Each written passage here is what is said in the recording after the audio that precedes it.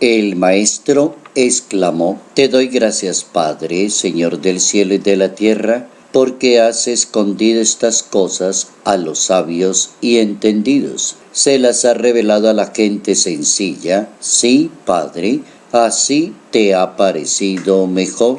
Evangelio según San Mateo, capítulo 11, versos 25 al 27.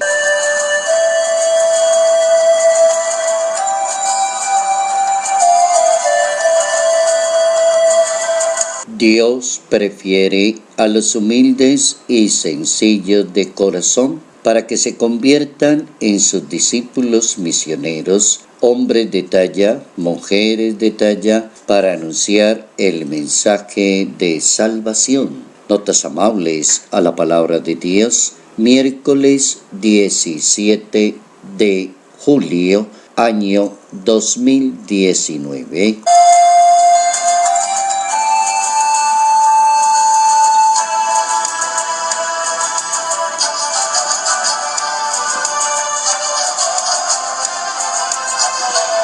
Centra su mensaje de salvación el Maestro de Nazaret en la humildad y en la sencillez de corazón. La sabiduría viene de Dios y la sabiduría es el entendimiento por encima de la inteligencia, del querer y de la voluntad de Dios. La inteligencia se puede equivocar, o la inteligencia puede contradecir el camino de salvación. La inteligencia se puede oponer a la realidad que quiere Dios, pero la sabiduría no. Por eso es tan importante la sabiduría de Dios en los humildes y sencillos. Has escondido estas cosas a las personas que se creen muy listas y muy inteligentes y se las has revelado a las personas sencillas y humildes de corazón. El apóstol San Pablo,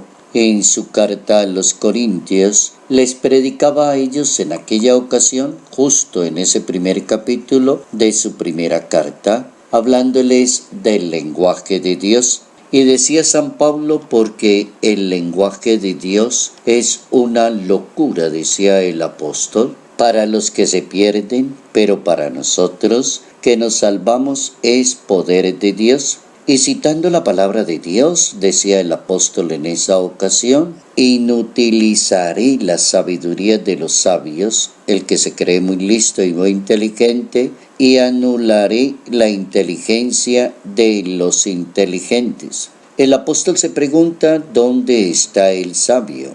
¿Dónde está el maestro? ¿Dónde el estudioso de las cosas de este mundo? Dios ha convertido en tontería la sabiduría del mundo, y el mundo con su propia sabiduría no reconoce a Dios en la sabiduría manifestada por Dios en sus obras. Pero Dios ha preferido salvar a los creyentes por una doctrina que parece una locura. Los judíos piden milagros y los griegos buscan sabiduría. Pero la persona que anuncia a Cristo crucificado, escándalo para los judíos y locura para los paganos, poder y sabiduría de Dios para los llamados judíos y griegos. Primera carta a los Corintios, capítulo 1, versos 19 al 24. Es bastante extensa la explicación del apóstol San Pablo, muy profunda para poder entender esta oración del Maestro en el capítulo 11 del Evangelio de San Mateo,